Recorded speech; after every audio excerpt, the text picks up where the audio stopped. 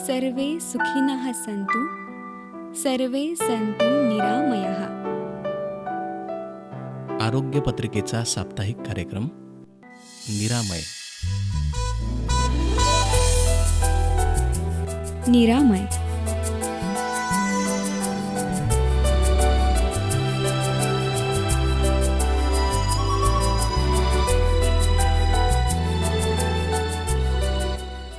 निरामय.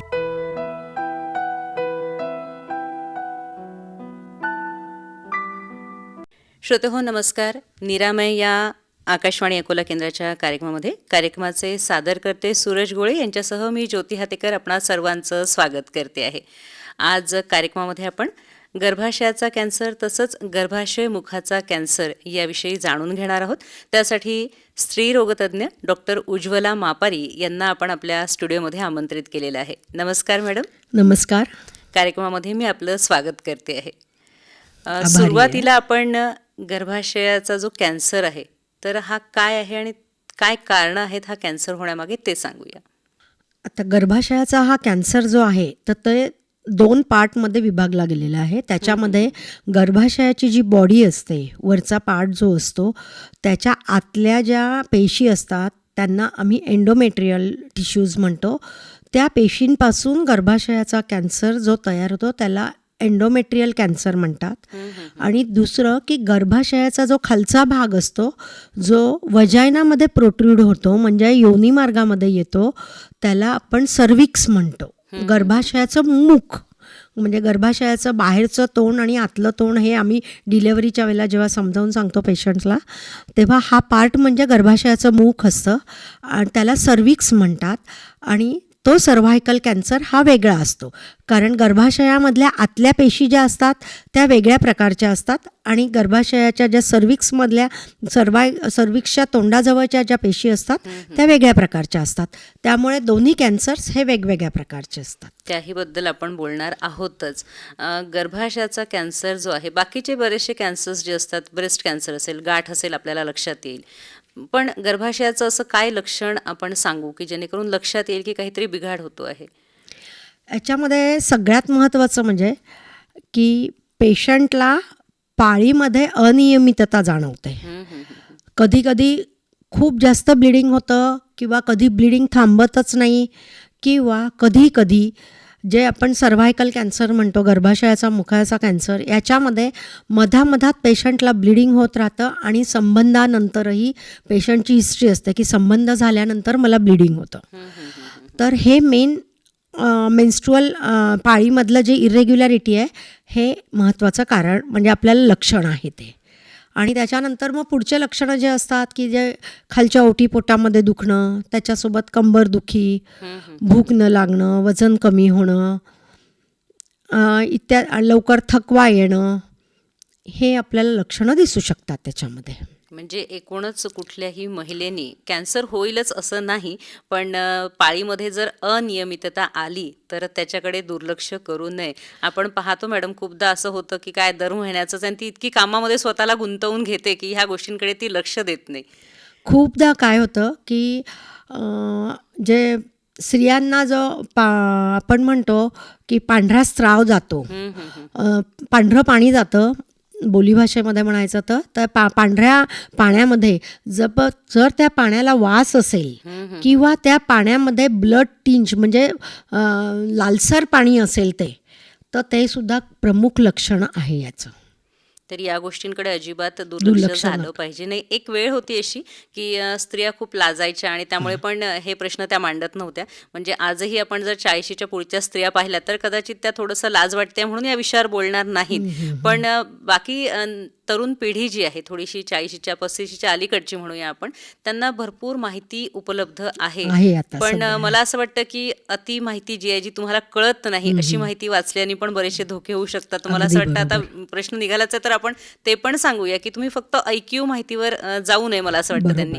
अगदी बरोबर. आता तुम्हाला मी सांगते की हे जे तुम्ही आता सांगितलं की एक दुसऱ्याला दुसरं तिसऱ्याला किंवा आपल्या नेटवरती आपल्याला किंवा बाहेरून अजून त्यांना कुठून माहिती मिळते, याच्यामध्ये सगळ्यात महत्त्वाचं म्हणजे की पांढरं पाणी जाणं अंगावरती.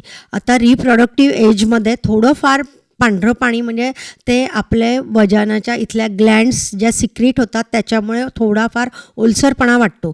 पण काही स्त्रियांच्या मनात इतकी भीती बसते त्याच्याबद्दल की त्यांची म्हणजे सायकॉलॉजी पूर्ण म्हणजे त्या स्ट्रेसखाली राहतात की मला पांढरं पाणी जातं आहे. त्यासाठी त्यांच्या तपासण्याही होतात, तपासण्याही सगळ्या चांगल्या व्यवस्थित येतात, पण त्यांच्या मनात कुठेतरी भीती असते आणि मग की मला पुढे चालून कॅन्सर होईल. तर पुढे चालून कॅन्सर होऊ नये ह्याच्यासाठी त्यांनी स्वतःची काळजी घेतली पाहिजे, ते सगळ्यात महत्त्वाचं असतं. नुसतं मनात भीती ठेवून कोणत्याही गोष्टीचं आपण म्हणतो हाफ नॉलेज इज डेंजरस, असं कोणीही त्या बाबतीत म्हणजे तसं वागू नका. काही प्रश्न असले तर जवळचे स्त्रीरोगतज्ञ असतात त्यांच्याकडे जाऊन तुम्ही डायरेक्टली तुम्ही फिजिकल एक्झामिनेशन करू शकता की जेणेकरून तुम्हाला तुमच्या मनातली ही भीती काढून टाकता येते. कारण आजकाल होतं असं की बऱ्याचशा रील्स बघितल्या जातात आणि अगदी बरोबर. उपाय सोपा वाटतो, घरगुती वाटतो आणि म्हणून पण तो सहज केला केला जातो. तर जातो. असे कुठलेही उपाय करू करू नका कारण अगदी- त्याचे दुष्परिणाम असतात. आता याच्यामध्ये मी तुम्हाला सगळ्यात महत्त्वाचं तेच सांगते की गर्भाशयाचा जो प्रॉपर बॉडीचा जो कॅन्सर आहे तो इस्ट्रोजन डिपेंडंट असतो. इस्ट्रोजन एक हॉर्मोन असतं आणि त्या डिपेंडंट तो कॅन्सर असतो. तर जो गर्भाशयाच्या तोंडाचा जो कॅन्सर आहे, जर आम्ही त्याला सर्व्हायकल कॅन्सर म्हणतो, तो सर्व्हायकल कॅन्सर हा HPV व्हायरस जो असतो त्याचं तुम्हाला लागण झाली तर तो कॅन्सर होऊ शकतो. आता HPV हा व्हायरस जो आहे ह्याची लागण कशी होते, तर ह्याची लागण सेक्शुअल कॉन्टॅक्टमधनंच होते आणि ह्याची लागण झाल्यानंतर सगळ्यात महत्त्वाचं की आपली बॉडीचा रेझिस्टन्स पॉवर जर चांगला असेल तर तुम्ही त्याच्यातून बाहेर येता. पण ज्या वेळेस आपल्या शरीरातलं बॉडी रेझिस्टन्स कमी होतं त्यावेळेस हा विषाणू HPV विषाणू ह्युमन पॅपिलोमा व्हायरस असतो. हा विषाणू आपलं डोकं वर काढतो आणि मग पेशंटमध्ये सर्व्हायकल कॅन्सरचे आपल्याला लक्षणं दिसायला लागतात. नक्कीच. या सगळ्या गोष्टींसाठी ही साधी सोपी गोष्ट नाही आहे. काहीतरी आपल्याला लक्षणं जाणवत आहेत, पाळीमध्ये अनियमितता जाणवते किंवा त्यासंबंधी आणखीन काही त्रास होतो आहे, पांढरं पाणी अंगावर जात आहे, तर आपण सर्वप्रथम तुमच्या स्त्रीरोग तज्ज्ञांकडे जा आणि त्यांचा सल्ला घ्या. म्हणजे निश्चित वेळेवरती आपल्याला मार्गदर्शन मिळेल, वेळेवरती उपचार मिळतील आणि एखादा काही कुठला आजार होणार असेल तर तो धोका टळेल. यानंतर गर्भाशय मुखाचा जो कॅन्सर आहे तर त्या बाबतीत पण आपण सांगूया. मला अजून एक तुम्ही आता आजकालच्या पिढीबद्दल बोललात म्हणून मी सांगते की गर्भाशयाचा मुखाचा जो कॅन्सर आहे, सर्व्हायकल कॅन्सर आहे, ह्याचे काही रिस्क फॅक्टर्स आहेत. त्या रिस्क फॅक्टर्समध्ये सगळ्यात महत्त्वाचा फॅक्टर म्हणजे कमी वयात लैंगिक संबंध आला तर किंवा मल्टिपल सेक्शुअल पार्टनर्स असले तर गर्भाशयाच्या तोंडाचा कॅन्सर त्या स्त्रीला होऊ शकतो. कारण हा HPV व्हायरस सेक्शुअल कॉन्टॅक्टमधनं ट्रान्सफर होतो. त्यामुळे आजकालच्या पिढीने ह्या गोष्टी लक्षात ठेवल्या पाहिजे. लवकर लग्न झालं त्या स्त्रियांमध्ये सुद्धा हे दिसू शकतं. तसेच गर्भाशयाच्या तोंडाचा कॅन्सर याचं मुख्य कारण अजून पुढचे म्हणजे मल्टिपल डिलेव्हरीज होतात. 3 किंवा 3 पेक्षा जास्त डिलेव्हरीज होतात त्याच्यामुळे होतो. खूप दिवसांपासून अंगावरती पांढरं पाणी आहे आणि नंतर पांढऱ्या पाण्यामध्ये इन्फेक्शन असलं, ते इन्फेक्शन गर्भाशयाचं जे तोंड असतं त्याच्यावरती ॲक्ट होतं आणि पुढे चालून मग गर्भाशयावरती आपण आपल्या मराठी भाषेत म्हणतो की गर्भाशयावर छाले येणं, सर्व्हायकल इरोजन, हे सुद्धा महत्त्वाचं कारण ठरतं कॅन्सर, सर्व्हायकल कॅन्सरसाठी. म्हणजे अतिशय उपयुक्त अशी सूचना किंवा माहिती जी आहे, कारण आपण वरवरची माहिती रील्समधनं पाहतो किंवा कुठेतरी वाचतो, आपल्याला समज नसते, कोणाला तरी सांगायची लाज वाटते आणि म्हणून मग आपण माहिती शोधत राहतो. माहिती मिळते पण ती आपल्यासाठी योग्य आहे का, ती आपल्याला लागू पडते का, हे आपल्याला कळणारं नसतं. त्यामुळे पुन्हा आम्ही कार्यक्रमातनं वारंवार सांगत राहतो की आपण आपल्या डॉक्टरांकडे जाणं, त्यांचा सल्ला घेणं, तज्ज्ञांच्या मार्गदर्शनात उपचार करवून घेणं, म्हणजेच कुठला जर व्याधी होणार असेल तर ती आपल्याला लवकर टाळता येईल आणि त्याच्यामधली गुंतागुंत पण वाढणार नाही. आता गर्भाशयाच्या मुखाचा कॅन्सरचं अजून परत एक की जिथे लो सोशिओ इकॉनॉमिकल स्टेटस असतं की जे लोक स्वच्छता बाळगू शकत नाहीत त्यांच्यामध्ये सुद्धा हे कॉमन दिसतं. त्या लोकांमध्ये ते कॉन्ट्रासेप्टिव्ह यूज करत नाही, कंडोम वगैरे, की जेणेकरून एकमेकाचं इन्फेक्शन होतं. त्या लोकांमध्ये हे दिसतं. तसंच आजकाल नवीन पिढी काय करते की हे केमिकल्स वगैरे वापरतात स्वच्छता ठेवण्यासाठी, पण आपल्याला नैसर्गिकरित्या जे लॅक्टोबॅसिलस असतात आपल्या वजायनामध्ये ते प्रोटेक्टिव्ह असतात. ते ॲसिडिक मीडियम तयार करतात आणि त्यामुळे ते नॅचरल आपल्याला इतर बॅक्टेरियांपासून, व्हायरल इन्फेक्शनपासून वाचवतात. पण आजकालच्या ह्या वाढत्या ॲडव्हर्टाइजमेंट्स आणि तुम्ही जसं मगाशी सांगितलं की थोडं नॉलेज इकडून तिकडून मिळतं आणि मग ते रेग्युलर त्यांचा वापर करतात, हे हानिकारक आहे. प्रत्येक वेळा साध्या पाण्याने तुम्ही वॉश घेतला तर चालतो, पण प्रत्येक वेळा केमिकल्स लावले पाहिजे असं नाही, कारण त्या केमिकल्समुळे ते आपले नॅचरल जीवाणू जे आहेत आपल्या प्रोटेक्शनसाठी ते जीवाणू ऱ्हास पावतात आणि मग आपल्याला ती जागा ड्राय होणं, खाज येणं आणि त्याच्यामुळे मग परत तिथे लोकल तिथला आपलं प्रतिकारक शक्ती असते, ती लोकल प्रतिकारक शक्ती तिथली कमी होते आणि आपल्याला बाकी विषाणूंचा, बॅक्टेरियाचा प्रादुर्भाव व्हायला लागतो आणि उलट पुढे पांढऱ्या पाण्याचा त्रास जास्त वाढणं आणि पुढे कॅन्सरसारखे हे मेजर डिसिजेस असतात हे उद्भवतात. म्हणजे निसर्गाने आपली पूर्णतः काळजी घेतलेली आहे. करण्यासारखी आपल्याला कवच कुंडल घालून त्यांनी पाठवलेलं आहे आणि असले कुठलेही जाहिरात बघून कुठलेही आपण प्रॉडक्ट्स वापरणं तर असं आपण अजिबात करू नये. जाहिरातींना कुठेही बळी पडू नये. काहीतरी आधुनिकतेच्या नावाखाली काही दिसतंय म्हणून ते प्रॉडक्ट्स वापरून पाहू नये. आपल्याला तुम्ही चांगले असे कार्यक्रम ऐका. आकाशवाणीचा जो माध्यम आहे, विश्वासार्हता त्यातनं जी जपली जाते, त्यातनं तुम्हाला योग्य अशी माहिती प्रत्येक कार्यक्रमामधनं तुमच्यापर्यंत पोहोचवल्या जाते, ती ऐकायची आणि ती जर तुम्ही फॉलो करणार असाल तर नक्कीच आरोग्याच्या तक्रारी तुमच्या भरपूर दूर होतील. आजच्या या निरामय कार्यक्रमाच्या माध्यमातून पण मी आमच्या श्रोत्यांना सांगते मॅडम की हॅलो डॉक्टर हा पण आकाशवाणी अकोला केंद्राचा कार्यक्रम आपण सुरू केलेला आहे. भरपूर चांगला प्रतिसाद त्याला असतो. तुम्ही तिथे पण प्रश्न विचारू शकता आणि तुम्हाला कधी कधी डायरेक्ट डॉक्टरांकडे जावं वाटत नाही तर तुम्ही फोनच्या माध्यमातून पण प्रश्न विचारू शकता. यानंतर आपण हे सांगूया की आपण काय याच्यावरती उपचार उपलब्ध आहेत. जेव्हा ते हे अशा प्रकारचे कॅन्सर डिटेक्ट होतात, तर उदाहरणार्थ सर्व्हायकल कॅन्सर जे आपण म्हणतो, जर समजा हा आपल्याला ह्याच्यामध्ये सर्व्हायकल कॅन्सर होऊ नये ह्याच्यासाठी प्रिव्हेंटिव्ह मेजर्स खूप महत्त्वाचे आहेत आणि ते मेजर्स प्रत्येकाने अवलंबले तर साधारणतः हे प्रॉब्लेम्स कमी होतील. कारण ब्रेस्ट कॅन्सर नंतर सर्व्हायकल कॅन्सर हा सेकंड मोस्ट कॉमन कॅन्सर आहे फिमेल्समध्ये. त्यामुळे ह्याच्यापासून आपण नक्कीच काय प्रिव्हेन्शन केलं पाहिजे, तर याच्यात सगळ्यात महत्त्वाचं की तुम्ही जसं मगाशी सांगितलं की लोकल तुम्ही हायजीन मेंटेन केलं पाहिजे. नंतर आपल्या शरीराची रोगप्रतिकारक शक्ती प्रत्येकाने वाढवली पाहिजे, जेणेकरून ह्या विषाणूंचा प्रादुर्भाव तिथे झालाही तरी आपल्या शरीराचं रेझिस्टन्स पॉवर जर जास्त असेल तर ते आपण निश्चितच टाळू शकतो. याच्यामध्ये साधारणतः वेगळ्या टेस्ट असतात. पॅप्समियर टेस्ट म्हणतो. पॅप्समियर टेस्टमध्ये काय केलं जातं, गर्भाशयाच्या ज्या मुखाच्या पेशी असतात त्या स्पॅच्युलाने घेतल्या जातात. तसंच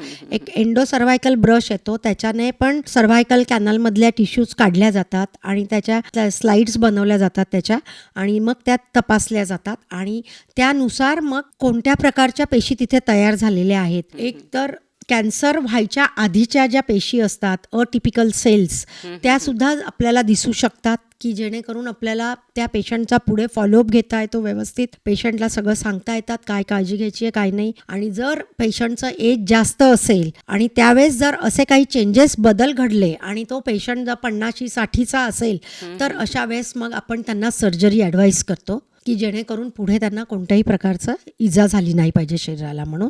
आणि जर रिप्रोडक्टिव्ह एजमध्ये जर अशा अटिपिकल सेल्स वगैरे दिसल्या तर त्यांना योग्य तो औषधोपचार करून स्वतःचं इम्युनिटी वाढवून पण त्या पेशंटचा रेग्युलर फॉलोअप ठेवतो. त्या फॉलोअपमध्ये ही पॅप्समियर टेस्ट करतो. त्याच्यानंतर HPV DNA टेस्ट असते की त्या पेशंटला HPV व्हायरसचा प्रादुर्भाव झालेला आहे का हे आपल्याला ते समजतं, तर ती टेस्ट असते. त्याच्यानंतर आजकाल नवीन परत कॉल्पोस्कोपी आहे. कॉल्पोस्कोपीने सुद्धा गर्भाशयाच्या ज्या पेशी असतात, गर्भाशयाच्या तोंडावरच्या त्या पेशींची तपासणी होते आणि त्या दृष्टीने आपण काळजी घेऊ शकतो त्याची. जर लवकर अर्ली स्टेजमध्ये जर डिटेक्ट झालं तर पेशंट पूर्णतः बरा होतो. हे पण सांगते. फक्त जर दुर्लक्ष केलं आणि त्याची स्टेज वाढवली आपण तर मग पुढे त्याचं प्रोग्नोसिस असतं ते जरा लिमिटेड असतं. तर आणि जर समजा आपल्याला डायग्नोसिस झालंच आहे तर स्टेजिंगनुसार याचं ट्रीटमेंट असते. तर साधारणतः फर्स्ट स्टेज जी असते तर ती सर्जिकलने 100% क्युअर होते. सेकंड स्टेजमध्ये सर्जरी प्लस रेडिओथेरपी असते आणि थर्ड आणि फोर्थमध्ये त्याच्यामध्ये सर्जरी, रेडिओ, किमो हे सगळं येतं. आणि उपचार आहेत हां, आणि तुम्ही उपचार सांगितलं की तो बरा पण होऊ शकतो. फक्त तुम्ही तुमच्या डॉक्टरांकडे जा, त्यांच्याशी बोला, त्यांना सांगा आणि त्यांच्याकडनं उपचार जे आहेत ते सांगितले त्याप्रमाणे नीट करवून घ्या. आता सर्व्हायकल कॅन्सर होऊ नये म्हणून जे व्हॅक्सिन आहे प्रिव्हेंटिव्ह मेजरमध्ये, जसं मी तुम्हाला मगाशी पॅप टेस्ट सांगितली, नंतर HPV DNA टेस्टिंग सांगितलं, कोल्पोस्कोपी, हे जसे प्रिव्हेंटिव्ह मेजर्स आहेत तसं व्हॅक्सिनेशन खूप महत्त्वाचं आहे सर्व्हायकल कॅन्सरचा रेट कमी करण्यासाठी. आणि हे व्हॅक्सिन जर मुलींना लैंगिक संबंध यायच्या आधी दिलं गेलं तर ते खूपच फायदेशीर ठरतं. जवळजवळ 80% आपण ते प्रिव्हेंट करू शकतो. तर 9 ते 14 वर्षामधील प्रत्येक मुलीला हे व्हॅक्सिन मिळालंच पाहिजे, याच्यासाठी पालकांनी आग्रह धरला पाहिजे. आणि हे व्हॅक्सिन साधारणतः 0 म्हणजे ज्या दिवशी देतात तो फर्स्ट डे आणि त्याच्यानंतर परत 6 महिन्यांनी रिपीट करावं लागतं. असं 2 डोसेस 9 ते 14 वर्षापर्यंतच्या मुलींना द्यावे लागतात. आणि 14 वर्षापासून मग 45 जवळजवळ 45 वर्षापर्यंत हे व्हॅक्सिन दिलं जातं. याच्यामध्ये 14 ते 26 आणि 14 ते त्याच्या पुढे 26 नंतर 45 वय, ह्या सर्व वयोगटातील मुलींना किंवा स्त्रियांना ह्या व्हॅक्सिनचे 3 डोसेस दिले जातात. त्याच्यामध्ये 0 डोस ज्या दिवशी पहिला असतो तो, नंतर 1 महिन्यांनी आणि 6 महिन्यांनी. हे जर दिलं गेलं ना तर स्त्रियांमध्ये पुढे कॅन्सरचे, सर्व्हायकल कॅन्सरचे प्रमाण आपण खूप कमी करू शकू, याबद्दल मी तुम्हाला ग्वाही देते अगदी. पण हे घेतलं गेलं पाहिजे.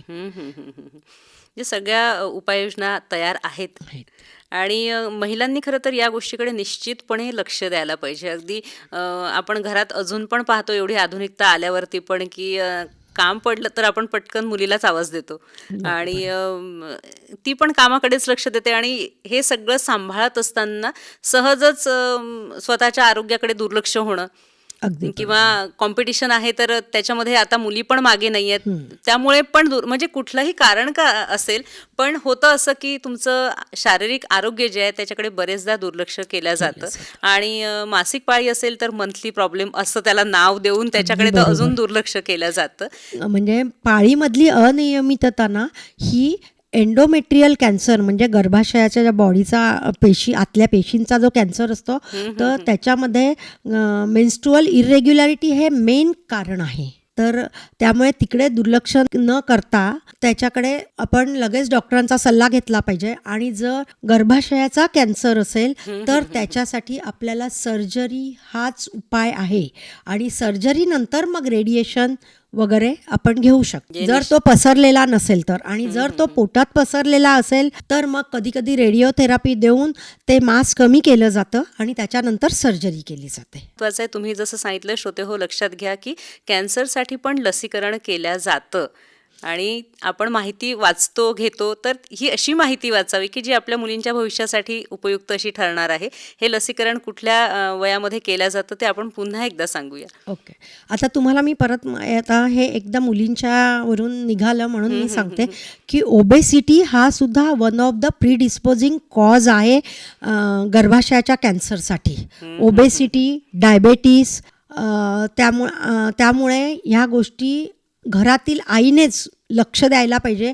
मुलीचं खाणं, तिचं रेझिस्टन्स पॉवर कसं वाढेल, नैसर्गिक हिरव्या पालेभाज्या, भरपूर तंतुमय पदार्थ मुलांना खायला दिलं पाहिजे. बाकीचे फास्ट फूड अवॉइड केले पाहिजेत स्ट्रिक्टली. त्याच्यानंतर पॅक फूड्स असतात ते पण नाही खाल्ले पाहिजेत जेणेकरून मुलींची तब्येत, मुलींची दोघांची तब्येत चांगली राहणं आवश्यक आहे. PCOD हे सुद्धा एक प्रीडिस्पोजिंग कॉज आहे. त्यामुळे PCOD होऊ नये, आपली मुलगी त्यामध्ये जाऊ नये, याच्यासाठी प्रत्येक मातेने सजग राहणं महत्त्वाचं आहे आणि प्रत्येक सुजाण पालकाने वॅक्सिनेशनबद्दलही सजग राहणं महत्त्वाचं आहे.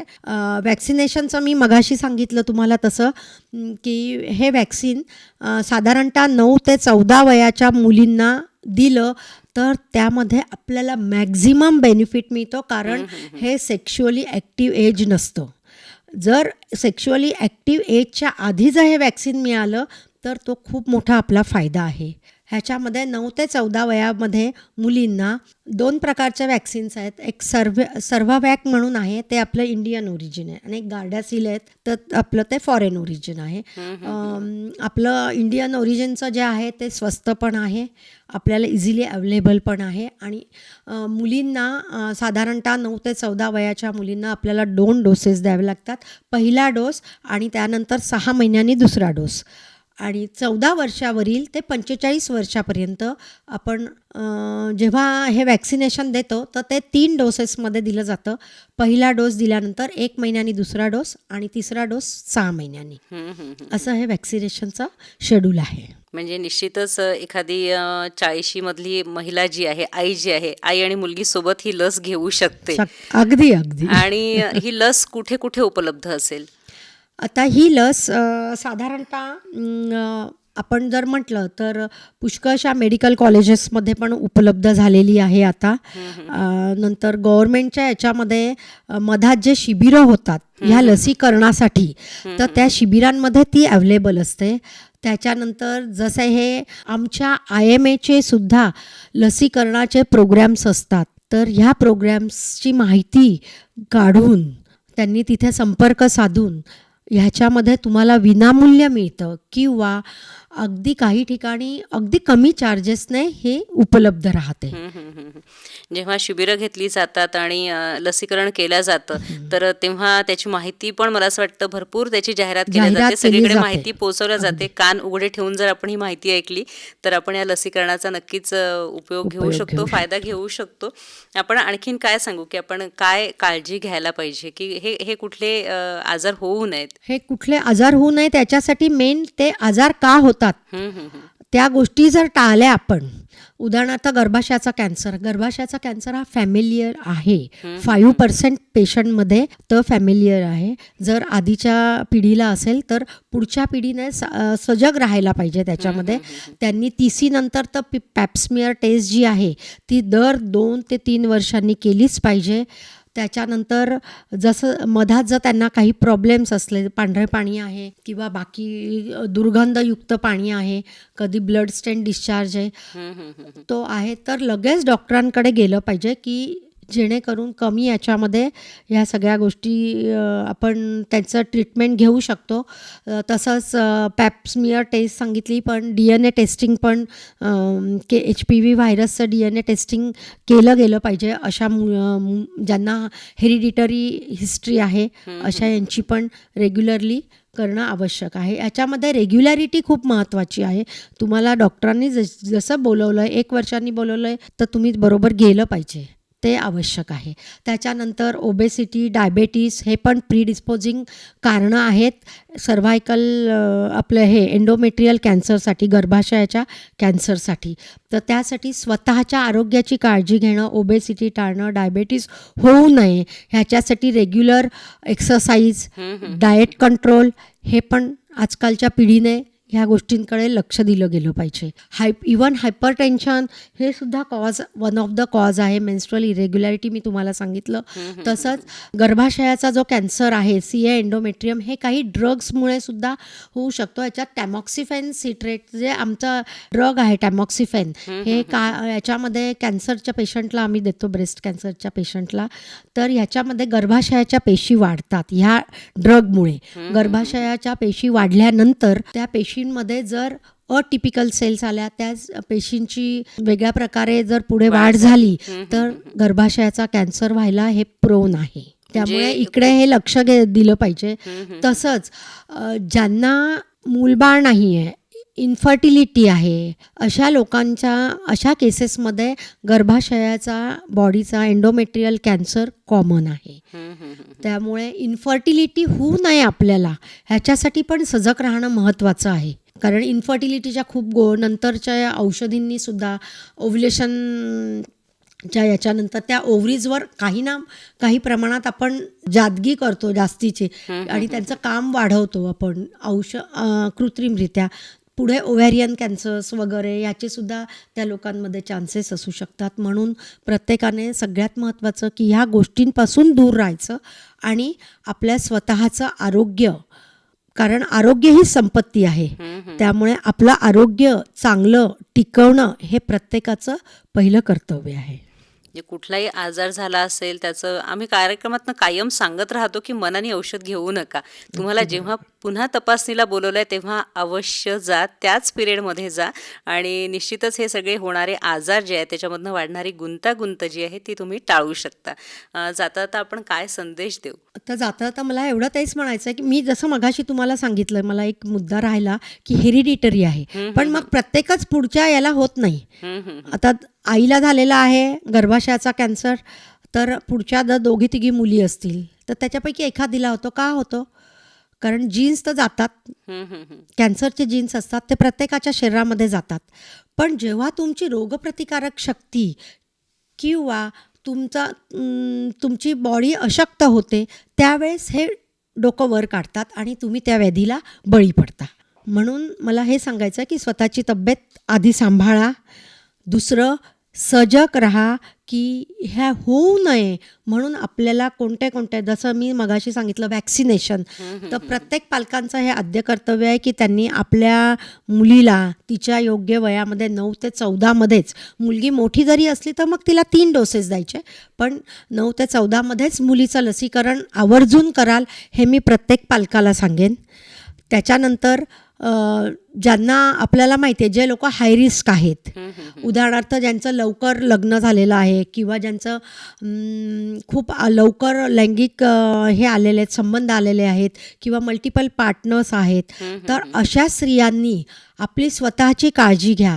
त्यांनी 21व्या वर्षापासूनच आम्ही त्यांना पॅप्समियर टेस्ट ॲडव्हाइस करतो किंवा HPV DNA टेस्टिंग करायला सांगतो. का? की तुम्हाला त्याचा प्रादुर्भाव तर नाही झालेला हे पाहायला सांगतो. म्हणून prevention is better than treatment. झाल्यावर तुम्ही पळापळी करू नका, तर ते व्हायला नाही पाहिजे म्हणून काळजी घ्या. तसंच कॉन्ट्रासेप्शनमध्ये कॉन्डोम वापरणं की जेणेकरून एकमेकांचं इन्फेक्शन नाही व्हायला पाहिजे.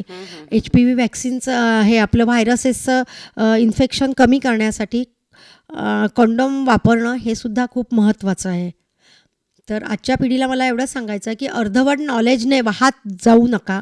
आपली स्वतःच्या तब्येतीची काळजी घ्या. आपल्यासाठी काय योग्य आहे काय योग्य नाही आहे हे तुम्ही स्वतः ठरवा. नसेल लक्षात येत तर डॉक्टरांना भेटा, त्यांच्याकडून सल्ला घ्या. चांगलं निसर्गाशी जवळीक साधा, भाजीपाला, भरपूर पाणी प्या, भरपूर फळं खा की जेणेकरून तुमची तब्येत चांगली राहील, तुमचा रेझिस्टन्स पॉवर चांगला राहील. कारण HIV हा जो डिसीज आहे, ह्या डिसीजमध्ये सुद्धा गर्भाशयाचा कॅन्सर व्हायचे चान्सेस खूप जास्त आहेत, ते हाय रिस्क आहेत. तर ह्या आजारांपासून आपण स्वतःला वाचवलं पाहिजे, हेच मला सांगायचं आहे. आणि ट्रीटमेंट जर तुम्ही लवकर केली तर तुम्हाला 100% रिलीफ मिळणार, पण तुम्ही जर दुर्लक्ष केलं तर तुम्ही ह्या विकारांना बळी पडाल आणि स्वतःचा जीव गमावू शकता. त्यामुळे वेळीच सावध राहा. नक्कीच आज आपण आकाशवाणी अकोला केंद्राच्या स्टुडिओमध्ये आलात आणि अतिशय उपयुक्त माहिती, महत्त्वाची माहिती आमच्या श्रोत्यांपर्यंत पोहोचवलीत. त्यासाठी आकाशवाणी अकोला केंद्रातर्फे मी आपले आभार मानते आहे. धन्यवाद. नमस्कार.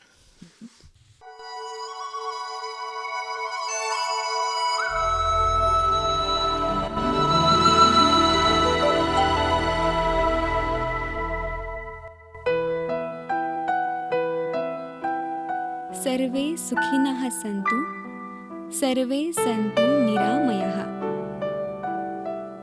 आरोग्य पत्रिकेचा साप्ताहिक कार्यक्रम निरामय. निरामय